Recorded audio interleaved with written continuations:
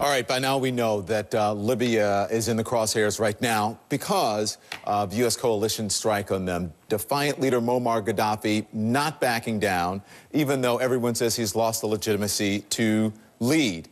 He sent a letter to President Obama, and we are now finding out what's in that letter. I'm just going to read the quotes that are there's a couple of them. He says, "We have been hurt more morally than physically because of what had happened against us in both deeds and words by you," he says. "Despite all this, you will always remain our son. You will always remain our son," he says.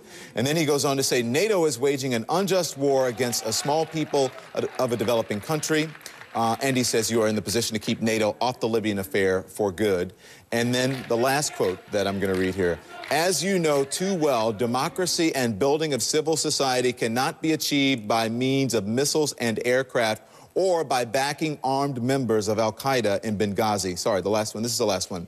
Our dear son, Excellency Barack Hussein Obama, your intervention is in the name of the USA is a must, so that NATO would withdraw finally from the Libyan affair. Quotes from Moammar Gadhafi's letter to President Obama. More on that coming up. In about an hour here in the Situation Room, a former congressman is meeting face-to-face with Moammar Gadhafi today in Tripoli. His name is Curt Weldon. He is urging the Libyan leader to step aside. He's not representing the White House or Secretary of State Hillary Clinton's office. Weldon says Gadhafi's chief of staff invited him. Weldon met with Gadhafi on an official visit back in 2004, and my next guest was there with him, Congressman Elton Gallegly of California. Congressman, after your 2004 trip to Libya, you said, quote, this is a quote, "I came away with one lasting impression from my visit, and that is the Libyan people want their country to rejoin the international community and improve relations with the United States and the American people." 7 years later, here we are. The question is, does Moammar Gadhafi want the same thing? You know, I think it's very difficult to really understand exactly what Colonel Gadhafi really wants. He's a very complex person and a person that's really hard to understand.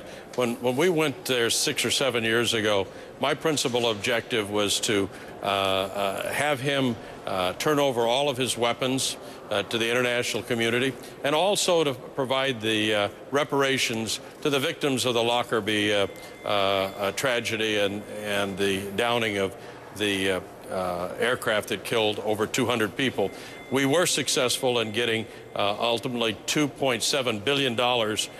He agreed to make that commitment, and he kept that commitment. As it relates to the arms, he has kept that commitment, unlike folks like Saddam Hussein, who continually made commitments and never kept them. Congressman, with all due respect, that was in, and I'm sure there were some good things that happened out of that. But this is now. Let's talk about what you said then. You said that the Libyan people wanted a closer relationship with the United States and the members of the UN, okay? And then you have this letter today with these sort of unusual quotes from Moammar Gadhafi. Do you think that Moammar Gadhafi is on the same page with the Libyan people? He says he wants the president to stop the airstrikes and to stop NATO. What do you think of what he wrote and what he wants? Is he in accordance with his people? I think Moammar Gadhafi realizes his hours are numbered, and that, quite frankly, although he's a difficult person to understand, I think he is ready to step down. And I don't think he has really any options.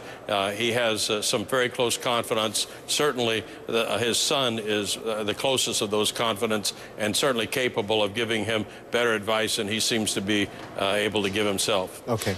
Let's talk about what your former travel partner, if we can call him that, wanted. Weldon is proposing an interim government in Libya, headed by the current prime minister and an opposition leader. Do you think that that's going to fly with Gadhafi?